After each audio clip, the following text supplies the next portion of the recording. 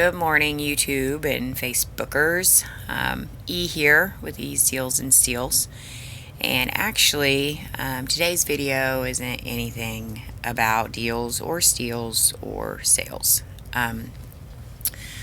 So basically, went to my therapist yesterday. Yes, I go to a therapist. I think everybody should. It's good to have somebody outside of situations to talk to and throw in their 2 cents, maybe help you to see a better way.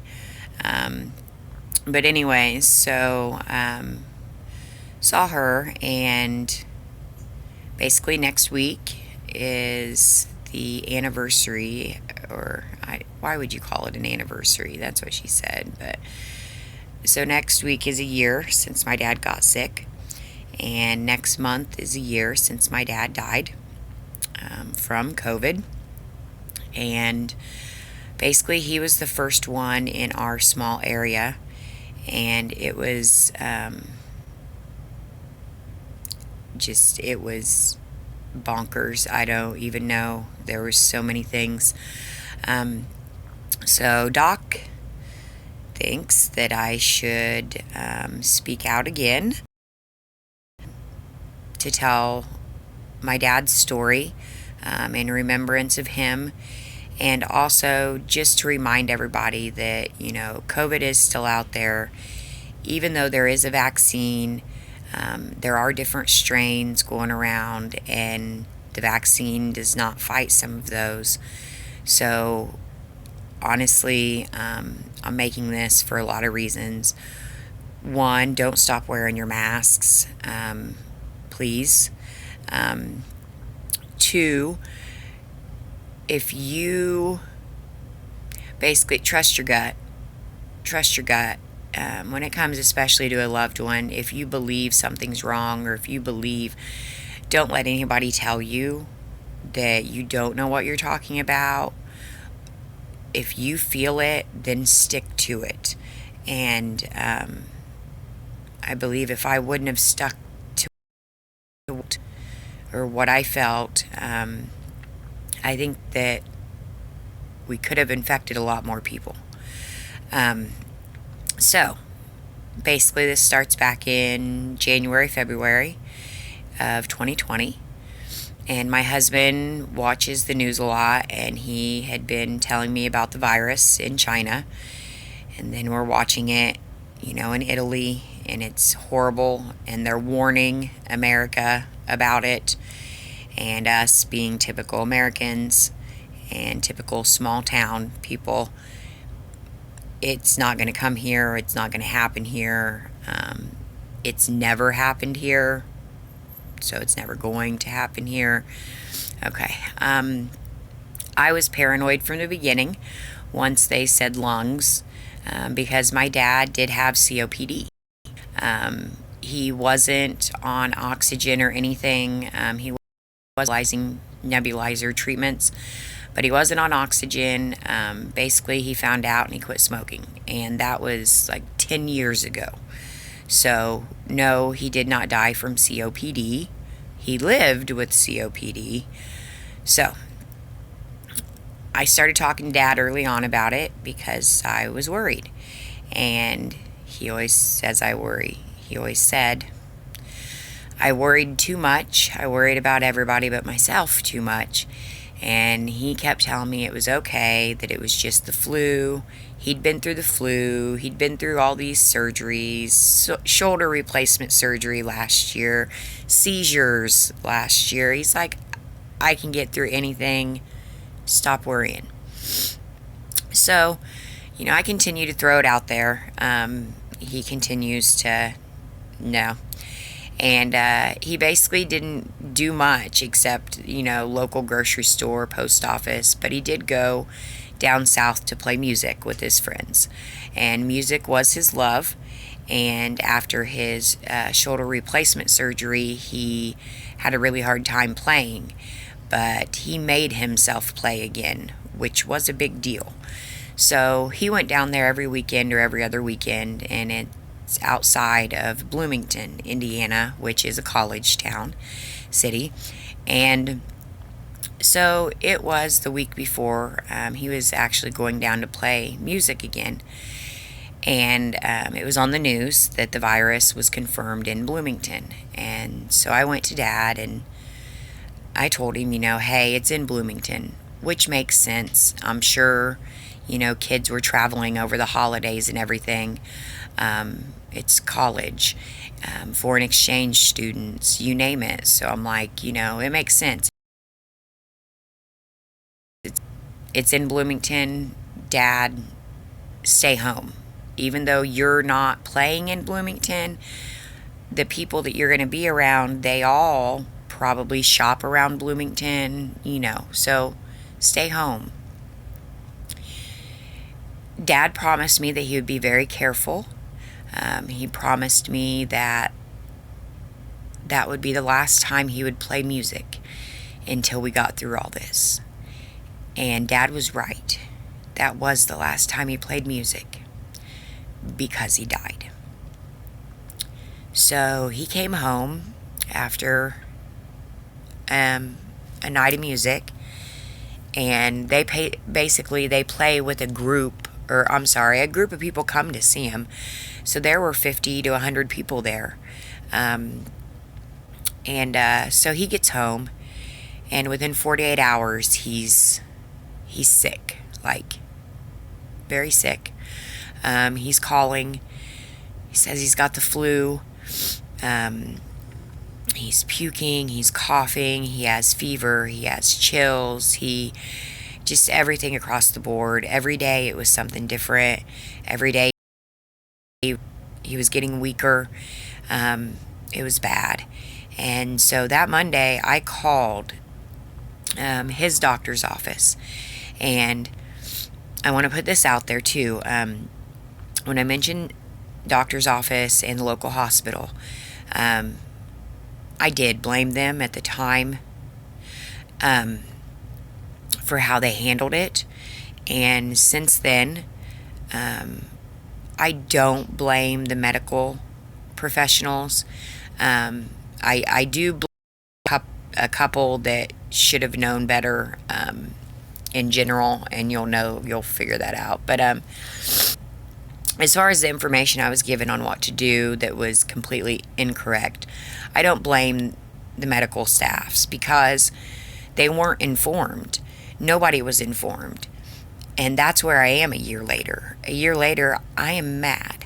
I am mad, and I'm still really sad because people in our country knew about this in January. They knew. They knew it was worse than the flu. They knew it was more contagious. They knew it was going to kill people. And that was in January. My dad got sick in March. There was no reason in March that I was calling a doctor's office and they were giving me the wrong information. There was no reason in March that I was taking him to an ER and the ER doctor and nurse are laughing at me when I'm asking them to test him for COVID. There was no reason. If our government, if our upper people would have handled it appropriately and actually prepared our medical staff and prepared our country, then it would have saved lives, and it could have saved my dad's. So I don't blame the medical staffs, but I do blame the U.S. government because they kept it secret and it killed my dad. So I called his doctor's office. His doctor's office, typical small town. We haven't had any cases. It's probably just the flu. Take him to the local ER. I said, everything I've read and everything I've heard says not to take them to the ER because if he does have it, then he could infect other people. They said that's all they knew to do. So I said, I'm calling the health department. So I called the health department. Health department took it very seriously. They were very kind. They were very good. They got the information. They said you need to get him to the hospital, the local hospital that actually has the tests. I tried to get Dad to go, and he wouldn't go. I think it ended up being 7 days that he stayed home, and it set in. So really, by the time he even went to the hospital, it was too late, I think, for his lungs. He was home. He was on the nebulizing treatments, and I think that held it at bay. And so it was a week. It was a long week.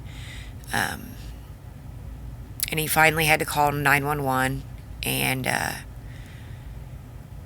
I got there, and all the paramedics were suited up and masked up and gloved up. And I got to see Dad before they took him. And I went on to the hospital, and I called to find out about the rules coming in. And they acted surprised. They're like, no, we haven't had any cases. Everything's normal. You can come right in. So I go in, and I go back to my dad, and I am just flabbergasted. Completely flabbergasted. They have an oxygen mask on him. There's a nurse there, and he's adjusting Dad's oxygen mask. Dad's coughing, wheezing, I mean, you name it. And the nurse, no gloves, no mask. And I'm just... So as we're sitting there, find out lady next to us has influenza A. The test just came back positive. Still, nurses running around, no mask, no gloves. Pretty soon, Doc comes back. He tells me that Dad has bilateral pneumonia, which I immediately think COVID, because obviously COVID is a type of pneumonia. Basically, that's not the medical term or whatever, I'm sure, but that's how I see it. Okay. As we're waiting for his influenza test to come back, the ER doctor proceeds to go over it's very small ER. He goes over to his computer and starts reading a memo that came out from the director of the hospital. He's reading it out loud to a couple other nurses that are near him. And it's about the new COVID precautions that are going into place the next day, which is Monday. It's talking about signs, it's talking about temp checks, it's talking about masks, it's talking about a desk at the front door. This doctor goes on to talk about how stupid this is, how this is no worse than the flu, how it's all being blown out of proportion, how when he was director, he would this and this and this and this. Obviously, there's a reason he was no longer a director, and I would guess it was because of his mouth. Because as I sit there next to my dad, who is miserable, who I know in my gut has COVID, this doctor is sitting there about how stupid and fake it is. So by the time the nurse and the doctor come back, I'm scared to even say anything. They tell us that he tested negative for influenza A and B. Excellent. So, I say, are we going to test for COVID?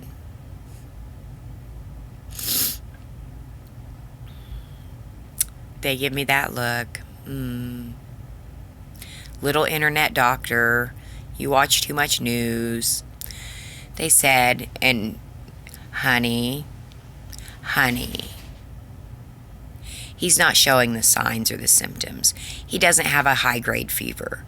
I said he had a high-grade fever at the beginning of the week.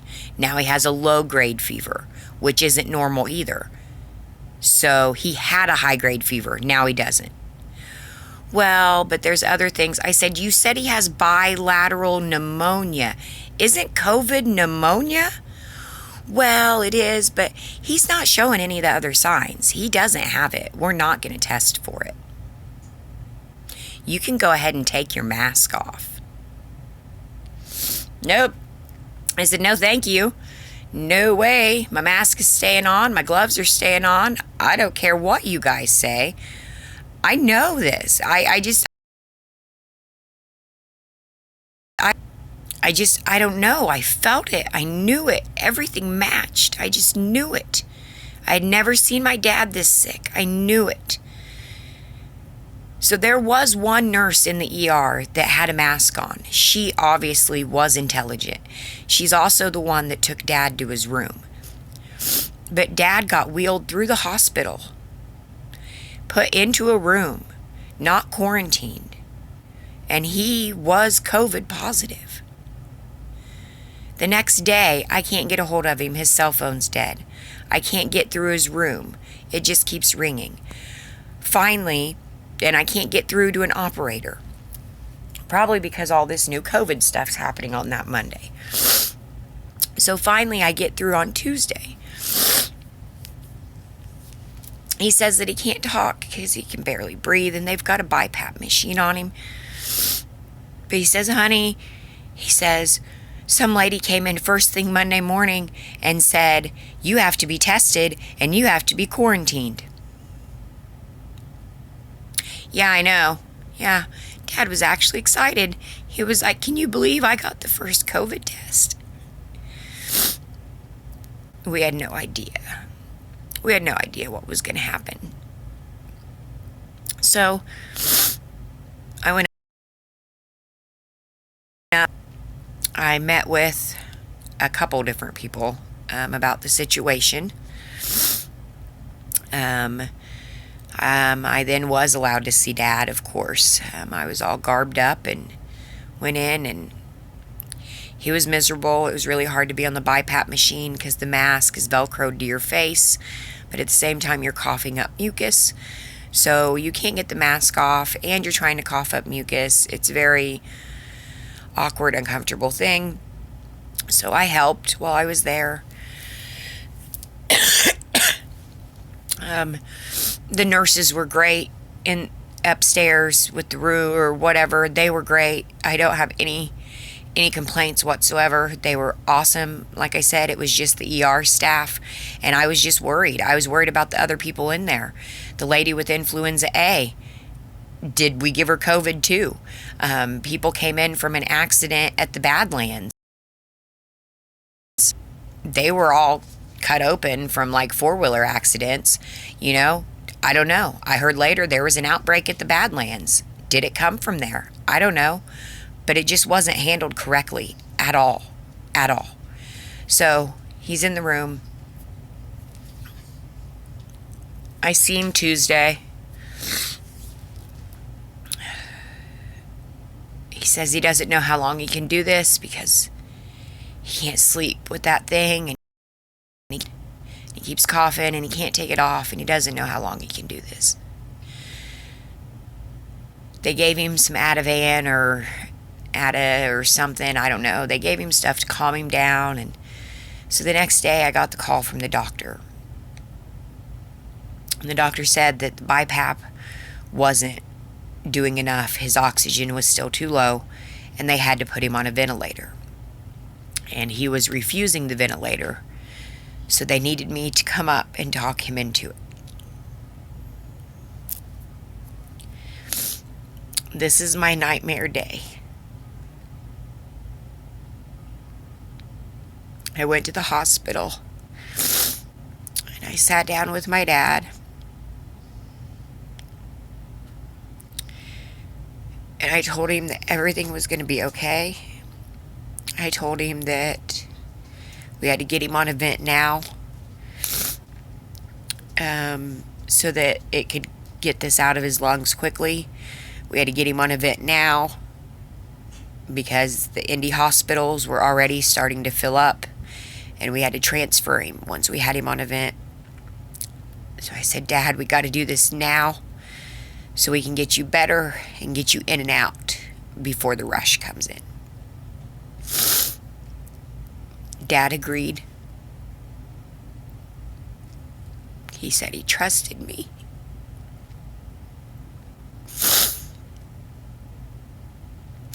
The last thing I did with Dad before what I felt like the Martians came in, we called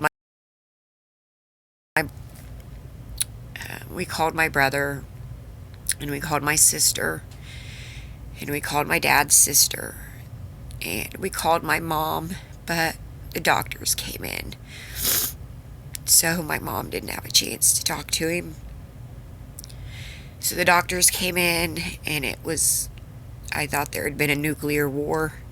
They were all suited up, and there were hoses and masks and hoods and backpacks and just stuff that I hadn't seen. And so I prayed with Dad, and then I told him goodbye for the last time. I sat out in the room while they intubated him. I followed him to the ambulance, and they transferred him to a city hospital. At that point, nobody got to see him. We could only talk to nurses and doctors. We were finally able to set up times when they would be in his room so that we could call and basically just yell at him over speakerphone. The nurses did say that he could hear us because his blood pressure would shoot up every time he heard my voice, which I thought was a good thing, but it didn't make a difference. My dad was in the hospital up there for 5 weeks. They ended up transferring him after 4. They told us that the ventilator wasn't working either. None of the medications. He had been given every medication they knew to try. He had been flipped over. He had been upside. They did everything they could. And it just kept getting worse. It wasn't getting better. So the last step was to put a trach in. And Dad had it in his last wishes that there would be no form of life support or feeding.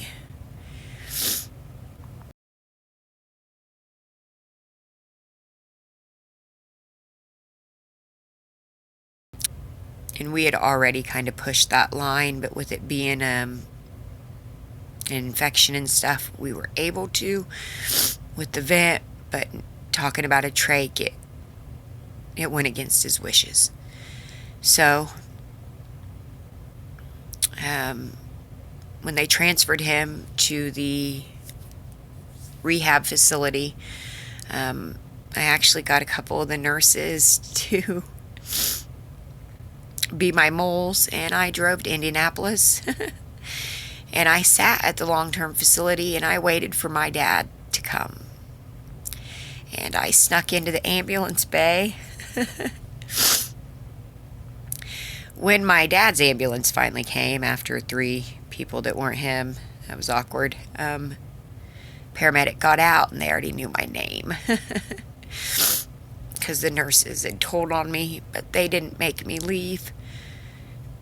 They said I had to stay, so far away, but they kept Dad there for a few minutes so that I could see him and so that I could yell at him to get better and to hold on and to fight.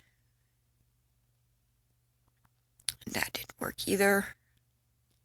So they took him in to the rehab, and a week later is when the trach. So we had to go up, and they had to pull the ventilator, and we got to watch him through a window. We screamed, we cried, we pounded on the window. He wasn't there. He didn't give up right away. He held on for 48 hours. So Dad finally passed on April 11th at 2:20 a.m., 2020. And he passed from COVID-19. And he got sick in March, 2 months after our country knew this was coming and that we could have actually done something to help.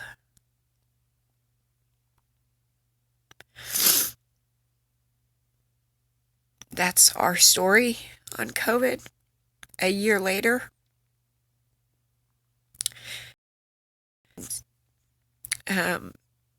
Hasn't changed much. I still miss my dad a great deal.